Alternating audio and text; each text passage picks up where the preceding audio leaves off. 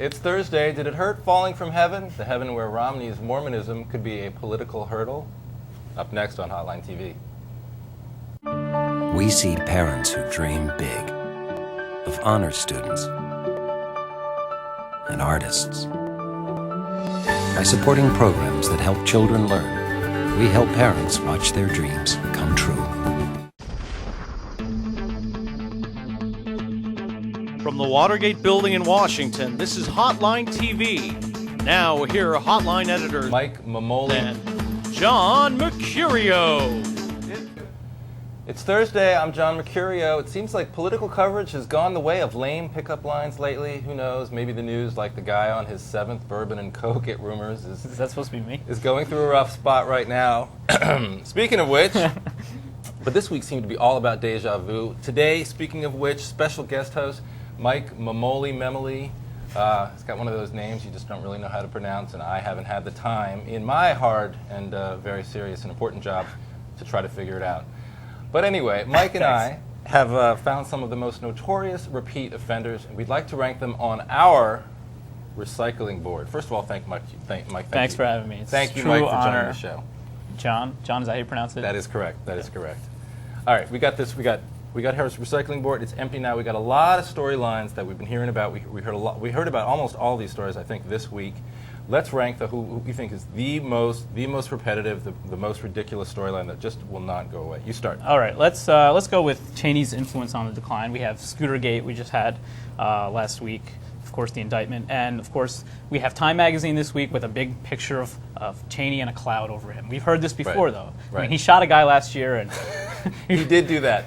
and then there was very quiet about for a couple days. Then he emerged from his lair and Right. did an interview with Fox News, and everyone said, "Oh, he's radioactive," and they're continuing to distance him. Well, He's got his health problems too, which always increases the right. All of a sudden, he has deep vein thrombosis, conveniently timed I'm not laughing. It's a during very Deep serious Vein disease. Thrombosis Awareness Month. So let's put that Conveniently. because Are you saying that it was a political calculation on his part to develop a deep vein thrombosis? I'm just saying that it happened the day before the verdict. We're going to get letters. We've accused Cheney of worse. So let's put him up there because we keep hearing that his influence is on the wane, and yet he's still out there. Yesterday, I think for the second time in his life, he told a joke about it, actually. Actually, not yesterday because today's Friday. Today's Thursday. Where he actually got a huge standing ovation at AIPAC, and he said, "Oh, if they keep this up, Rove isn't going to let me out of the house or whatever." Right. Although Tom DeFrank of the New York Daily News has some of the best sources inside the Cheney world, says this week. Better than mine? Second only. Wow. So I said some of the best intentionally. Second only to Mike Memoli. Says this week that Cheney again will not resign and will not be forced to resign. Although it has come up between him and Bush in conversations. Well, think about what would happen if he resigned, though. I mean, who does he appoint for running for vice president? And Right. screws everything up in 08. But we'll anyway, think about that on another show because we got a lot more to get to. Look, I think February 5th. That's going to be nutty. It's got to be one of the newest, oldest stories already. Tsunami Tuesday. We saw the New York Times story by Adam Nagurney, a friend of the show, friend of the show. Good story.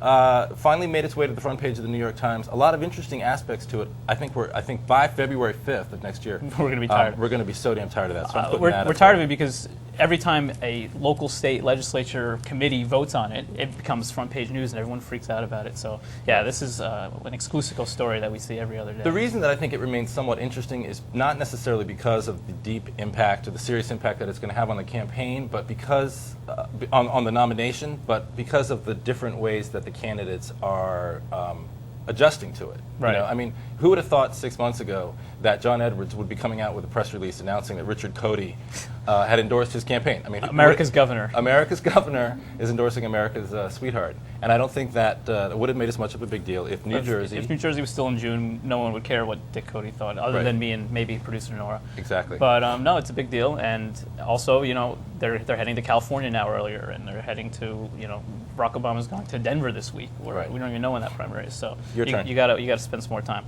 All right, let's look at discriminating video of Rudy Giuliani. Did you know that he was the mayor of New York City? I had heard that, but I hadn't been able to confirm it with sources. New York might be a little bit more liberal than other places in this country. No, that's not true. And so Are you sure? it turns out that he may have, in fact, at one point said things which Republican voters, primary voters, might not You guys agree with. You heard it here first. Mike Memoli's got some sources.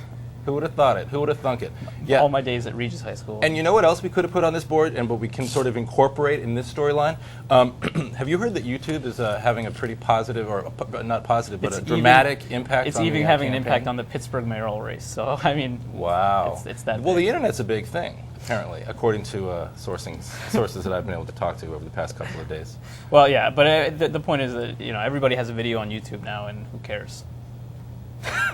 Moving right along here, we're saving the best for last, kids. Are we really? I don't know. I'm just trying to say stay tuned. We got a couple more. Stay with us. Don't hang up. Bush greeted by protesters, of course. The problem, we're putting this on our board here, President Bush greeted in Mexico, in Latin America this week by protesters. Every time he travels abroad, he does seem to run into a well-organized and I think a larger and larger group of international protesters. A lot of them protesting about the war. In Latin America, though, I think he's facing a lot of issues about trade, about immigration. You lost me at Latin America. No, but I think what's interesting though is, are his protesters in Latin America more interesting than his protesters here? I mean, here you have Cindy Sheehan, right? But there you have people with Oh, masks you lost and me props. At Cindy Sheehan. Oh, okay, I'm sorry. You lost me at Well, Cindy Sheehan. anyway, I think international protesters are better. So at least that story should be at the bottom of the board here. Right, and it's definitely on our board. Let's finish things off here, possibly with I think the most common story in the history of the world: Snoop Dogg, who's arrested. And I think the political implications of that, I think, sort of go without saying, right? I mean, we don't need to explain to our viewers without sort of insulting their intelligence, why we would put that. Do you know why he was arrested? Of a list of about a show about politics. No, you tell me. Drugs. Oof.